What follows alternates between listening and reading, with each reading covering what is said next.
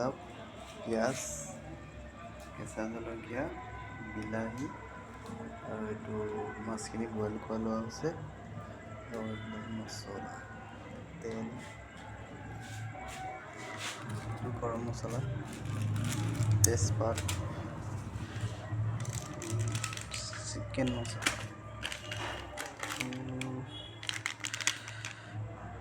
Black paper powder, মানে এইটো ক'লা জালুকৰ গুড়া, জিৰা পাউডাৰ, চিলি পাউডাৰ, এইটো হ'ল আদা নহৰু পেষ্ট, এইটো হ'ল তেল।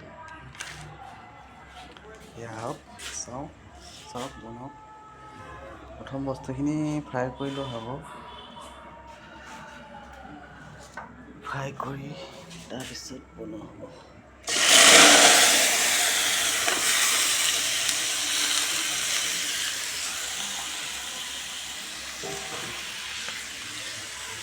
এখন হাতেৰে ধৰি ভিডিঅ'টো বনাব লাগিব প্ৰব্লেম হৈছে।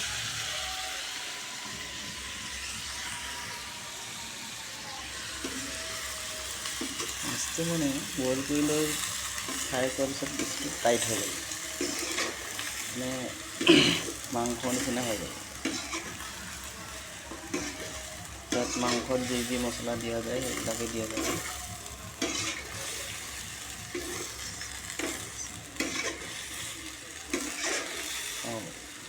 মাংসত কিমান মছলা কি দিব লাগে সেইটো চবেই জানেই, কোনো শিকাবই নালাগে।